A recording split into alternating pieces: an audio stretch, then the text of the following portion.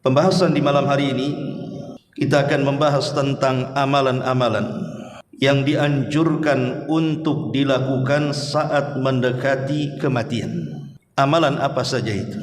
Ma'asyiral muslimin yang dimuliakan Allah Subhanahu wa taala, sudah merupakan keyakinan kita kaum muslimin bahwa sesuatu yang ada awalnya pasti ada akhirnya. Karena di dunia ini tidak ada yang abadi. Karena Allah Subhanahu wa taala dengan tegas dalam Al-Qur'an mengatakan kullu nafsin dha'iqatul maut. Setiap jiwa itu pasti disentuh dengan kematian. Dan kematian itu sesuatu kepastian, bukan sebuah angan-angan. Kalau cita-cita di dunia bisa terjadi bisa tidak. Tapi kalau kematian tidak bisa dicita-citakan ataupun menolak cita-cita untuk tidak mati. Maka dari sini Nabi SAW mengatakan dalam sebuah hadis, "Aktsiru min dzikri hadhimil ladzatil maut." Perbanyak oleh kalian mengingatkan akan sesuatu yang bisa menghancurkan kenikmatan kalian, bahkan memutus syahwat kalian. Itulah kematian, kata Rasul. Ma'asyiral muslimin yang dimuliakan Allah Subhanahu wa taala. Bahkan sebagian para ulama sampai memberikan nasihat, terutama orang-orang yang usianya sudah menginjak 40 tahun atau boleh jadi lebih daripada 40 tahun. Apa kata mereka? Idza balagal abdu al-arba'in faqad qadha manasikal ajal wa lam yabqa illa al-inhidar ila al-watani. Wa idza balagal abdu sittin faqad a'dzara Allahu 'azza wa jalla fil ajal. Kama qala an-nabiy sallallahu alaihi wasallam a'dzara Allahu ila imri'in ukhira ajaluhu hatta balagha sittina sanatan. Kata ulama salaf, apabila seorang hamba sudah mencapai usia 40 tahun, berarti sudah dekatlah ajal dia, dan tidak tersisa kecuali dia harus berhati-hati bahwa dia sedang menuju kepada kematiannya. Dan apabila seorang hamba sudah sampai di usia 60 tahun, maka Allah Subhanahu wa taala sudah memberikan uzur kepadanya dalam ajalnya. Makanya Nabi SAW mengatakan Allah memberikan uzur kepada seseorang yang usianya sudah sampai 60 tahun. Artinya 60 tahun itu sudah sampai kepada angka yang disabdakan Rasul, bahwa umatnya akan berkisar umurnya antara 60 sampai 70 tahun saja. Tetapi sekali lagi bahwa usia itu bukan patokan orang itu dekat dengan mati. Karena banyak juga orang-orang yang di usia 10 tahun dia mati, di 20 tahun dia mati, di 30 dia mati, dan begitu seterusnya. Karena kematian itu merupakan rahasia. Ma'asyiral muslimin yang dimuliakan Allah Subhanahu wa taala. Makanya Nabi SAW sampai mengatakan kepada seorang sahabat namanya Tariq al-Muharibi radhiyallahu anhu. Apa kata Rasul? Ya Tariq, wahai Tariq, kata Rasul, ista'id lil mauti qabla nuzulil mauti. Persiapkan hidupmu untuk kematian sebelum datang kematian. Dari sini kita tahu bahwa banyak orang yang melalaikan kematian, padahal kematian itu kata para ulama adalah sesuatu yang sangat menakutkan. Tidak ada yang menakutkan melebihi kematian. Tapi walaupun demikian, banyak manusia melalaikan tentang kematian kan. Tentu sebabnya dua. Pertama, karena dia tidak yakin peristiwa-peristiwa yang akan terjadi setelah kematian. Dan yang kedua, karena dosa yang menumpuk dalam badannya sehingga terlalaikan mengingat dari kematian. Orang kalau tidak yakin akan peristiwa setelah kematian, pasti dia lupa dia akan mati. Tapi orang yang kemudian dia ingat bahwa setelah kematian masih ada kehidupan, di sana ada alam barzah, setelah alam barzah di sana ada alam akhir sampai kepada neraka dan sorga, pasti hidupnya akan dibayang-bayangi dengan kematian. Begitu juga orang-orang yang menumpuk-numpuk dosa. Rata-rata orang-orang yang menumpuk dosa itu lupa dengan kematiannya. Tapi orang yang dekat dengan Allah, menjauh dari dosa, maka hidupnya akan dibayang-bayangi dengan kematian, sehingga dia akan persiapan bahwa setelah kematian ada kehidupan. Maka kajian di malam hari ini, ikhwatu fiddin, muliakan Allah Azza wa Jal, ada beberapa amalan yang disarankan atau dianjurkan oleh para ulama bagi orang-orang yang sudah dekat ajalnya. Tentu kita tidak tahu dekat jauhnya ajal kita, kan? Kita tidak tahu apakah kita sudah dekat ajalnya ataupun tidak, karena memang ciri-ciri kematian yang pasti itu tidak ada. Kalau ada orang mengatakan bahwa tua itu ciri kematian, tidak bisa kita katakan seperti itu. Banyak juga anak muda yang meninggal sebelum mereka tua. Kalau ada orang sakit parah dikatakan ciri tanda mendekati kematian, belum tentu. Banyak orang sehat juga rupanya lebih dulu mati dibandingkan orang sakit. Tetapi maksudnya di sini adalah orang-orang yang sudah melihat keumuman manusia, umpamanya usianya sudah 60 atau 70 tahun, artinya kan sudah dekat dengan kematiannya, walaupun tidak ada tanda-tanda yang pasti. Kan Nabi SAW membatasi usia umatnya 60 sampai 70 tahun, kan? Artinya kalau orang usianya sudah di atas 60 tahun, berarti dia sudah dekat dengan kematian. Atau orang yang sakit parah, apalagi diponis oleh dokter bahwa rata-rata penyakit seperti itu sulit obatnya, dan rata-rata kalau ditangani tidak selamat. Ya, mungkin kita bisa melihat kepada peristiwa-peristiwa seperti ini. Lalu amalan apa saja yang disarankan oleh para ulama bagi orang-orang yang sudah dekat ajalnya? Pertama, at-taubatus shadiqah.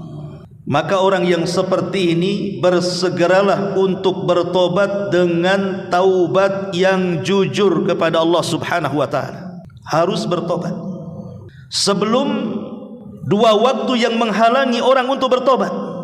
Apa dua waktu orang yang menghalangi tertolaknya atau ditolaknya tobat? Pertama, ketika nyawa di kerongkongan, dan yang kedua ketika matahari terbit dari arah barat. Maka walaupun dia bertobat kepada Allah, maka tobatnya ditolak. Dan itu disabdakan Nabi SAW, innallaha yaqbalu taubata abdin ma lam yughargir.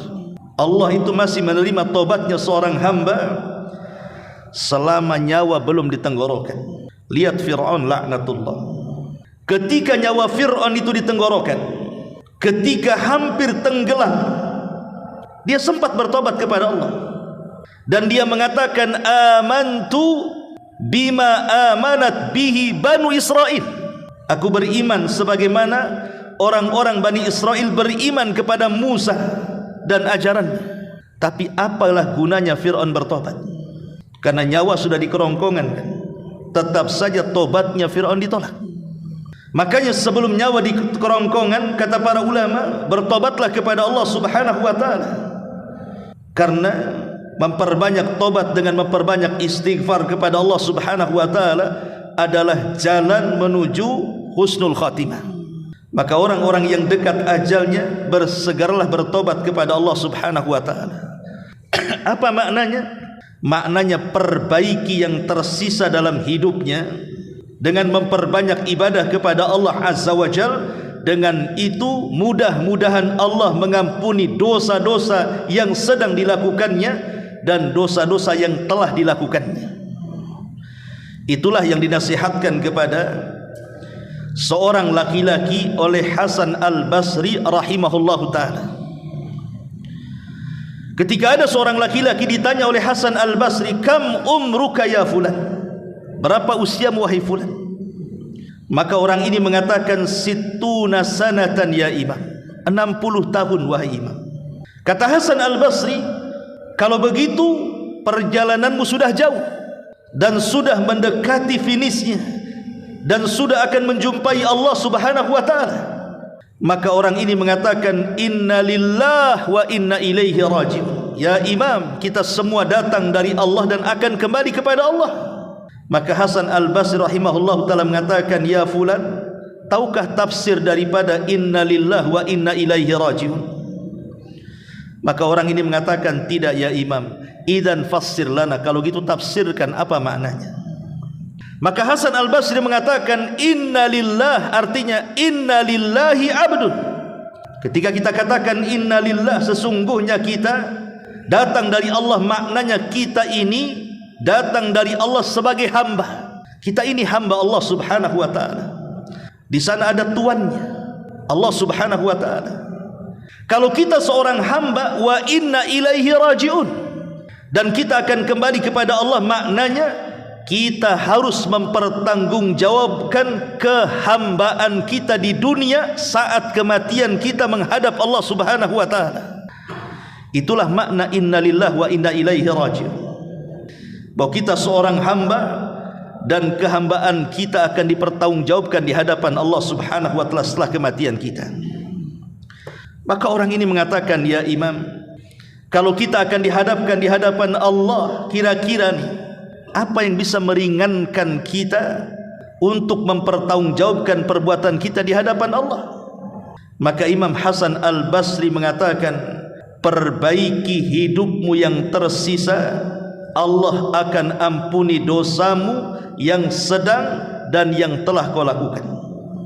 Artinya bahwa orang-orang yang dekat ajalnya, entah dia sakit parah atau usianya sudah tua, maka sisa daripada usia yang ada itu bertobatlah kepada Allah.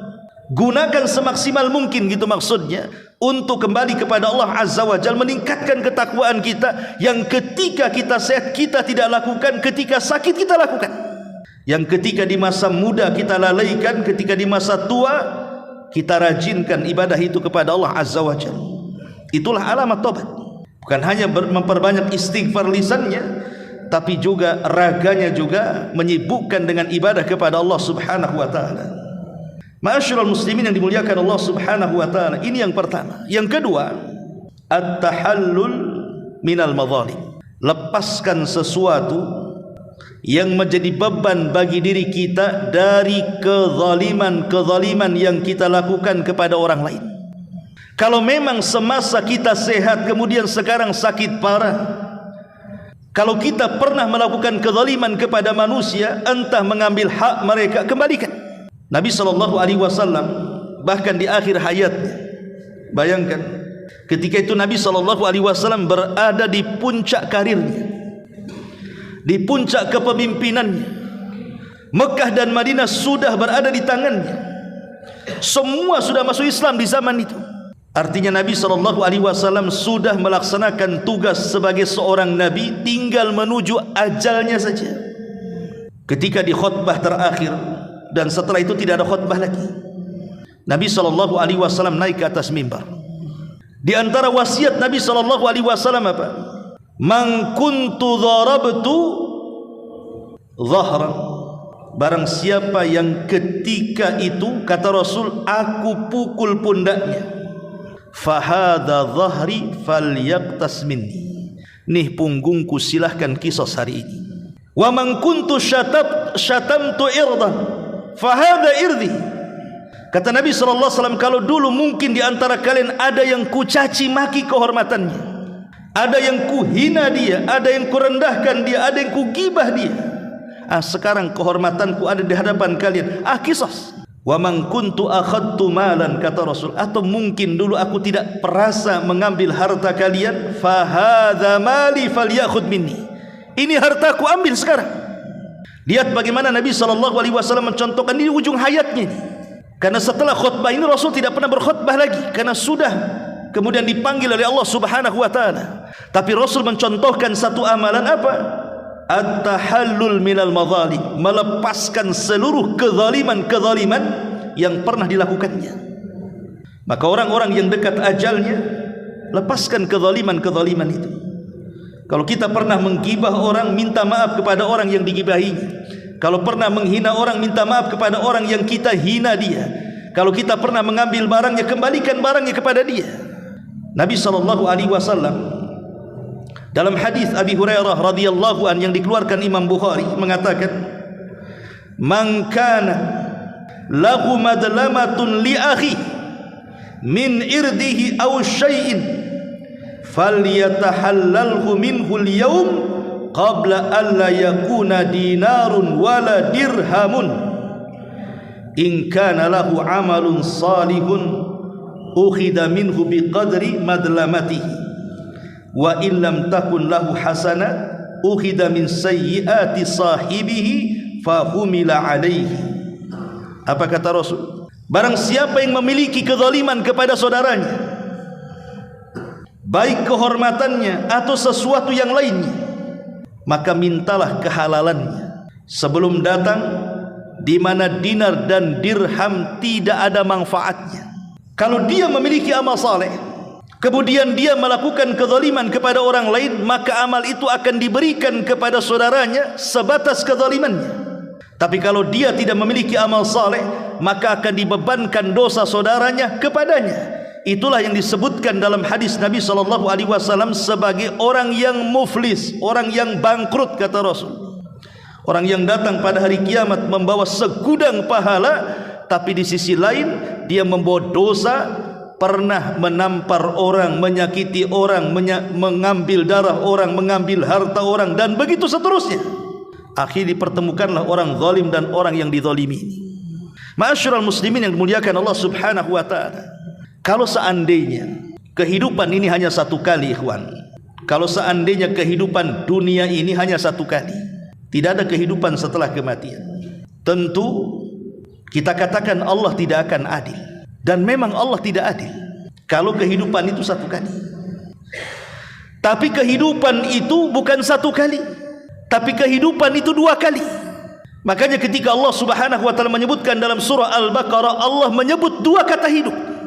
Allah Subhanahu wa taala berfirman, "Kaifa takfuruna billahi wa kuntum amwat fa ahyaakum thumma yumitukum thumma yuhyikum thumma ilaihi turja'un."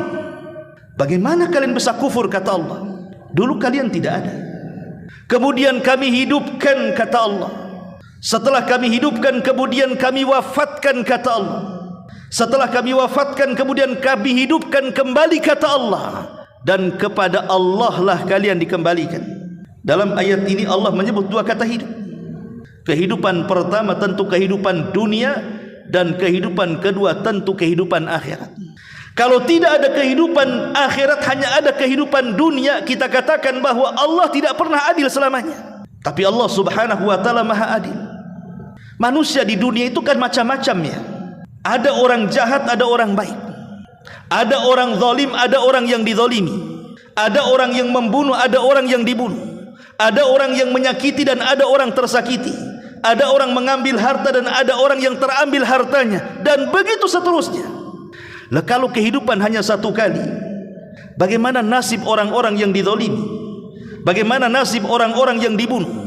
Bagaimana orang-orang nasib yang dicaci, yang dimaki, yang digibah, yang dihina, yang diambil hartanya, dan begitu seterusnya. Makanya kehidupan itu ada dua, supaya ada keadilan. Karena di dunia ini banyak kantor-kantor pengadilan, tapi banyak yang tidak mendapatkan keadilan. Kalau anda mencari pengadilan banyak di dunia, tapi apakah anda mendapatkan keadilan? Belum tentu. Yang sesuai dengan syariat Islam saja, sering saya katakan, terkadang tidak memuaskan soal keadilan. Anggaplah hukum di Indonesia ini menggunakan syariat Islam. Contoh umpamanya, ada orang jahat membunuh orang baik.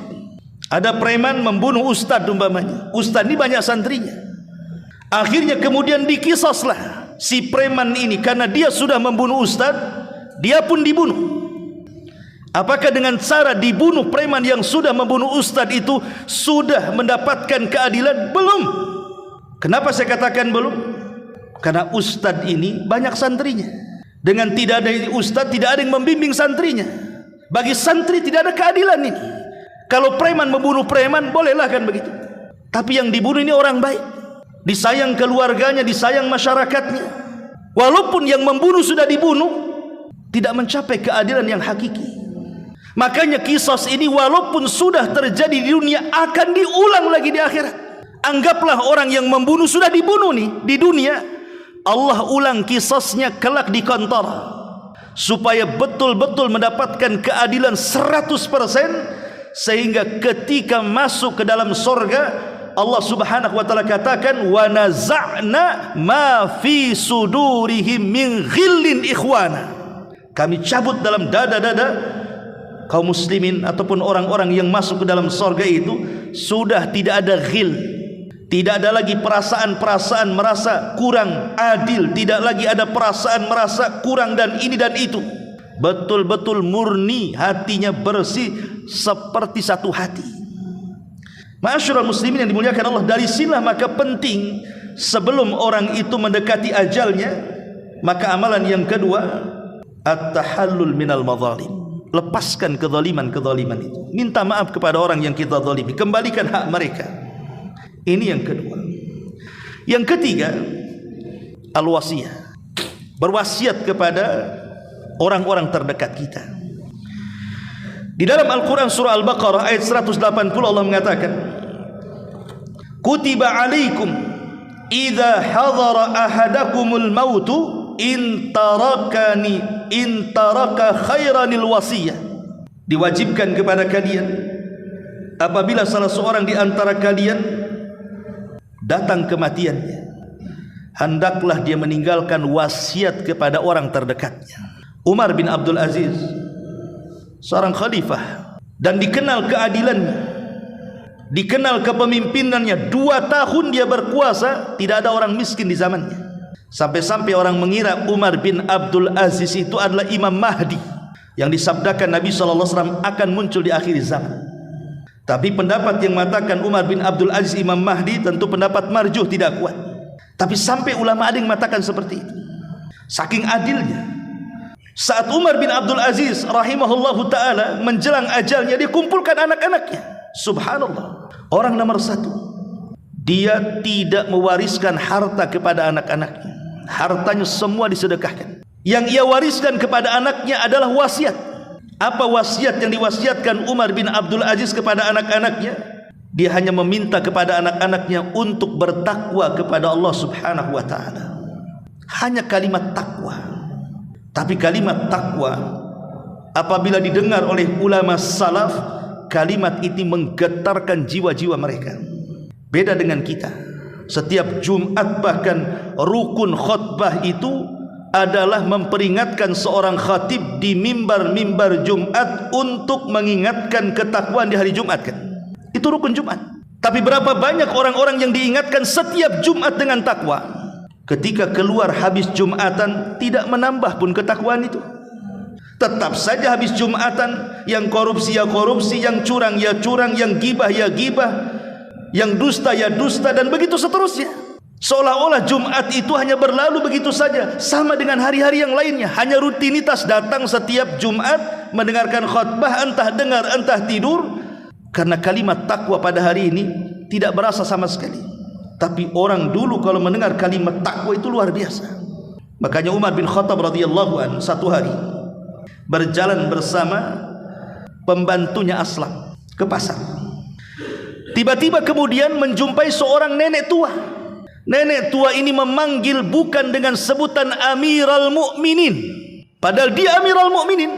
Dia tidak mengatakan wahai pemimpin kaum muslimin, tapi dia justru merendahkan Umar bin Khattab di hadapan manusia dengan mentasghir namanya. Dia memanggil Umar itu bukan dengan Amirul Mukminin atau dengan ya Umar, tidak, tapi dia memanggil dengan ya Umair. Dalam bahasa Arab, Umair itu ismu tasghir namanya, nama yang menunjukkan merendahkan. Kalau kitab itu tebal, kalau kutab itu kitab kecil. Kalau Salman itu orang besar, kalau Sulaiman itu Salman kecil. Itu dalam bahasa Arab. Kalau Umar itu ya orang besar, kalau Umar itu Umar kecil, gitu maksudnya.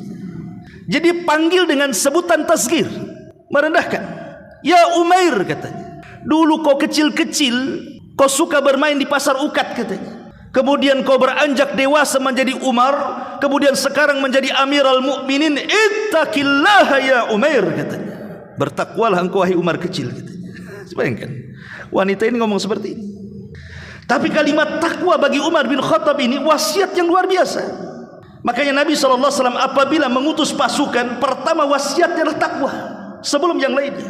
Bahkan ketika Amr bin As hendak menaklukkan Iskandariah Mesir, tidak takluk-takluk, Umar mengirim surat kepada Amr ibn As agar bertakwa dan mengajak pasukannya untuk bertakwa.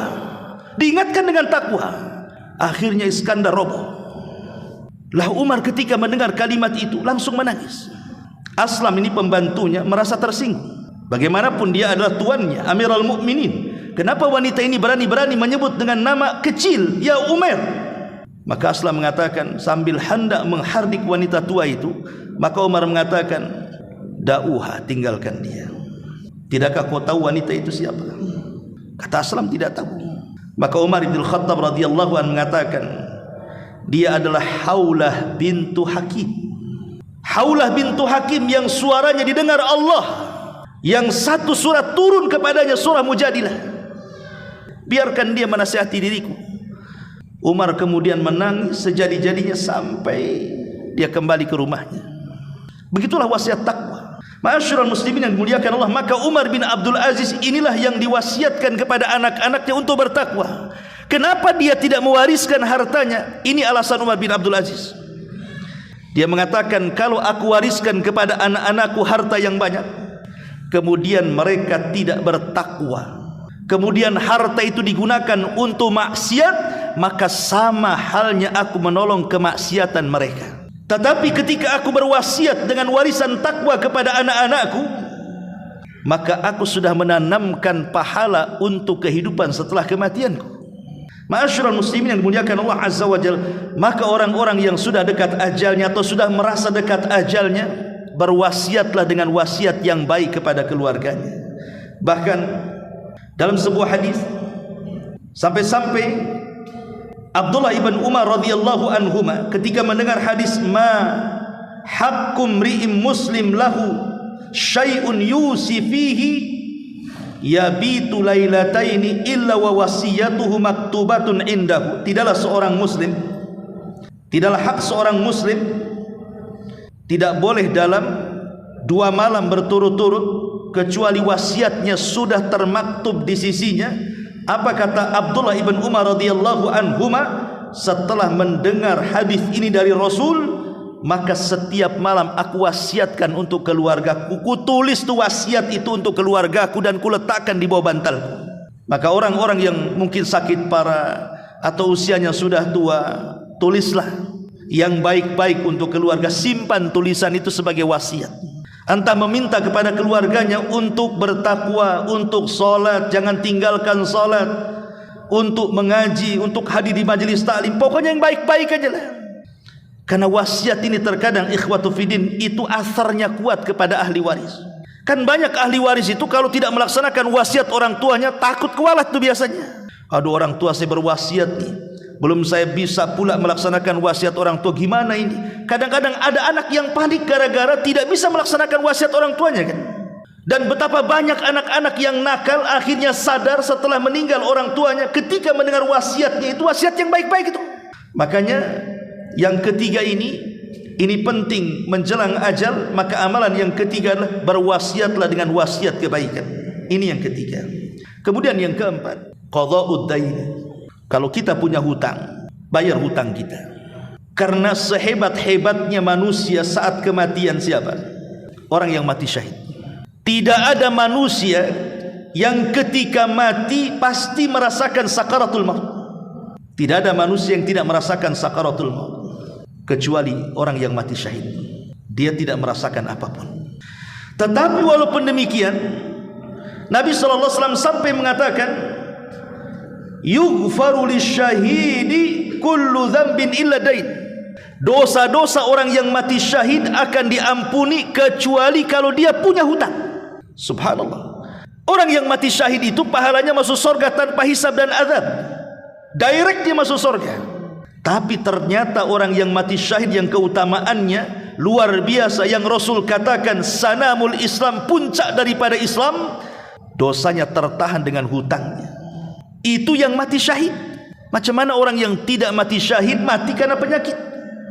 Makanya orang-orang yang sudah dekat ajalnya ingat-ingat apakah dia punya hutang atau tidak. Kalau punya hutang, bicara sama keluarganya, tolong lunas. Katakan saya punya uang, ambillah uang saya, lunasi hutang-hutang saya. Dan ahli waris juga ketika mendengar bahwa orang yang meninggal itu punya hutang, sebelum harta dibagikan maka wajib dibayarkan hutang-hutangnya dari harta orang yang mati. Catatannya, dari harta orang yang mati. Karena begini ikhwan, ada orang yang mati itu meninggalkan hutang banyak. Pamannya ada orang mati meninggalkan hutang 1 miliar, sementara anak-anaknya orang miskin. Jangan lagi cerita 1 miliar, untuk makan dia aja susah. Apakah anak ini wajib membayarkan hutang orang tua dari hartanya sendiri? Maka ulama mengatakan tidak wajib. Jadi kewajiban membayar hutang orang tua yang berhutang itu dari harta orang tua yang ditinggalkan alias harta waris. Tapi kalau tidak ada warisan yang ditinggalkan sementara orang tua banyak hutangnya, maka seorang anak tidak ada kewajiban membayar hutang orang tuanya dari hartanya, kecuali hanya mimbabit tabarru, hanya sekedar ingin berbuat baik kepada orang tuanya, itu saja, tapi tidak ada kewajiban. Tapi kalau dia meninggalkan harta waris, maka tidak boleh anak mengambil harta waris kalau orang tua punya hutang. Harta waris itu bayarkan hutang-hutangnya dulu, baik cukup ataupun tidak, bayarkan dulu. Setelah tidak ada hutang, barulah kemudian sisa harta itulah yang dibagi. Ma'asyiral muslimin yang dimuliakan Allah Subhanahu wa taala, ini yang keempat. Kemudian yang kelima, as-shadaqatul jariyah. Semampu mungkin, walaupun tidak harus banyak, bersedekahlah dengan sedekah yang mengalir setelah kematiannya. Orang yang dekat-dekat ajalnya itu perlu bersedekah yang sifatnya sedekah itu mengalir. Seperti apa sih sedekah mengalir itu? Nabi SAW bersabda, sab'un yajri lil abdi ajruhunna min ba'di mautih.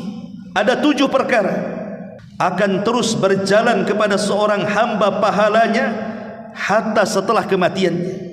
Kemudian kata Nabi SAW, wa huwa fi qabrihi, bahkan sampai mengalir ke dalam kuburannya.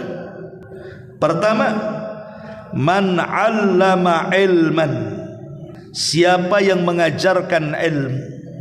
Yang kedua, au qara nahran, atau mengalirkan air, kemudian digunakan entah membuat sumur di masjid, sumur di pesantren, di panti asuhan, atau mungkin di tempat-tempat yang membutuhkan berhajat kepada air, kemudian kita alirkan air ke mereka. Au hafara bi'ran, ataupun membuat sumur-sumur, mata-mata air. Au gharasa nakhlan, ataupun menanam pohon. Ya, tidak harus kurma, ya bisa saja kita menanam pohon mangga, ataupun pohon rambutan, atau pohon durian, atau apalah yang kemudian boleh jadi buah-buahannya entah kemudian dimakan oleh hewan-hewan, atau mungkin dimakan oleh tetangga gitu ya. Kita halalkan, silahkan mengambil kan begitu. Au bana masjidan, ataupun membangun masjid. Au warratha mushafan, ataupun mewakafkan mushaf. Beli Quran taruh di masjid. Mana pondok-pondok tahfidz Al-Quran, dia beli Al-Quran banyak-banyak, wakafkan ke pondok-pondok yang menghafal Quran. Au taraka waladan yastaghfiru lahu ba'da mauti, atau meninggalkan anak yang saleh yang senantiasa memintakan ampun akan dosa orang tua setelah kematiannya. Inilah amalan-amalan yang mengalir. Atau secara singkat, maksudnya sedekah jariyah itu adalah sedekah yang berbentuk wakaf. Itu singkatnya.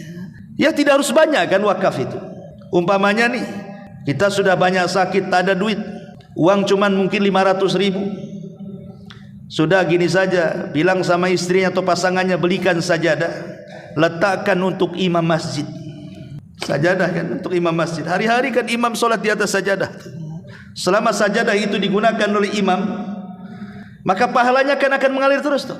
Pemain antum beli sajadah berapa? 10, bagikan ke 10 masjid, tapi syaratnya diletakkan di atas sajadah imam umpamanya kan. Itu kan wakaf juga ya.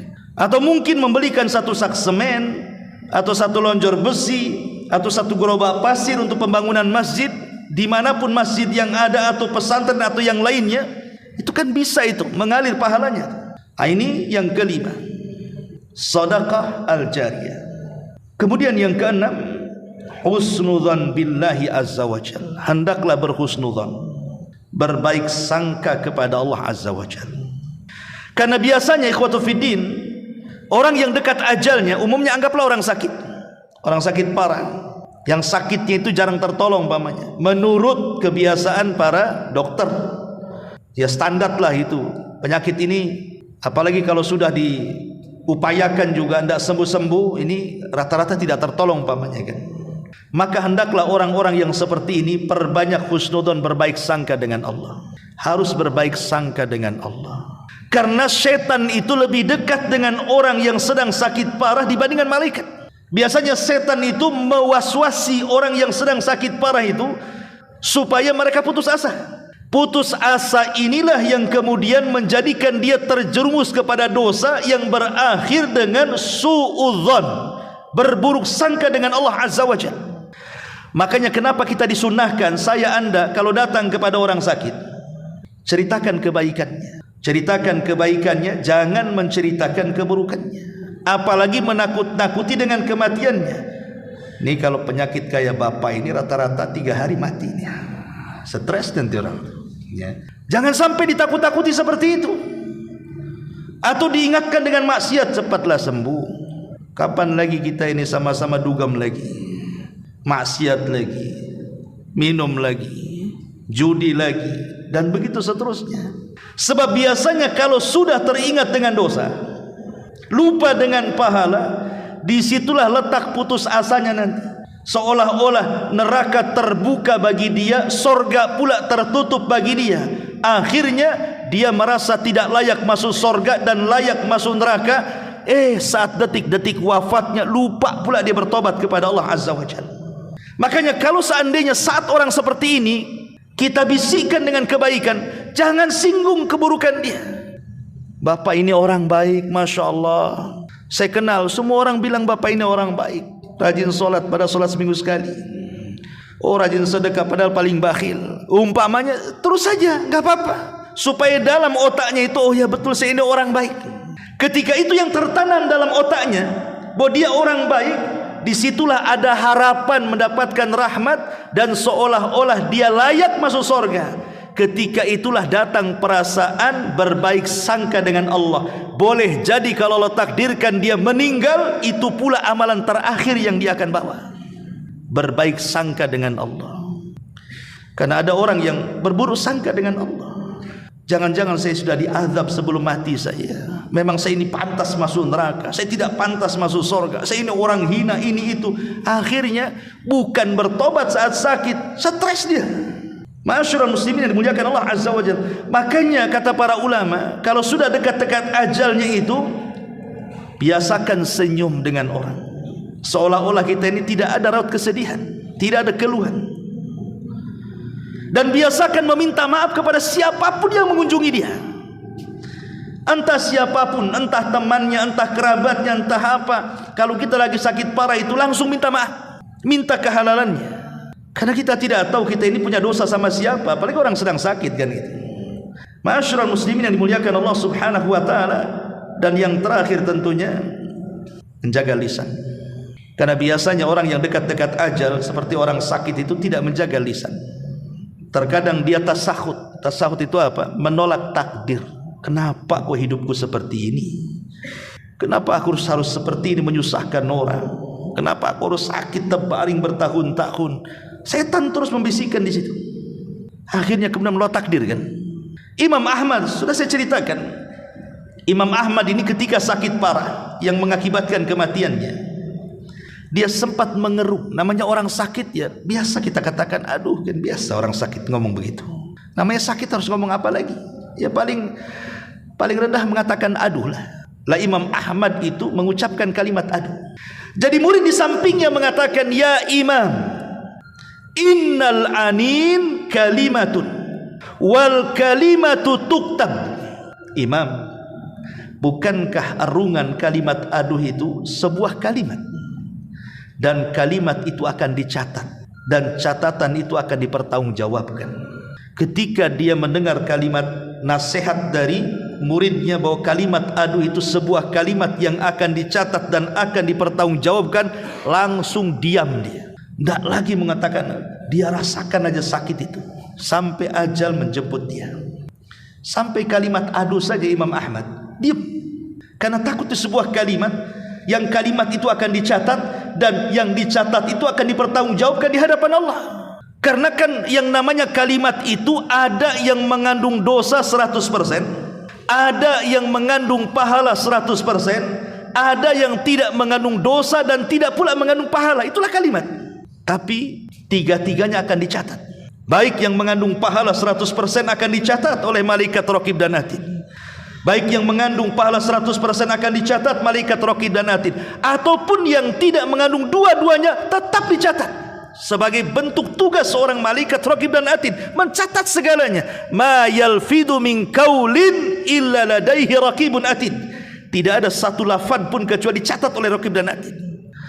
Tapi kata Syekh Utsman Al-Khamis hafizahullah taala yang mengatakan, yang akan dihisab itu wallahu alam, kata beliau, adalah dua, kalimat yang mengandung dosa dan kalimat yang mengandung pahala. Adapun kalimat yang tidak mengandung dosa dan pahala tidak akan dihisab. Itu ijtihad beliau, wallahu a'lam.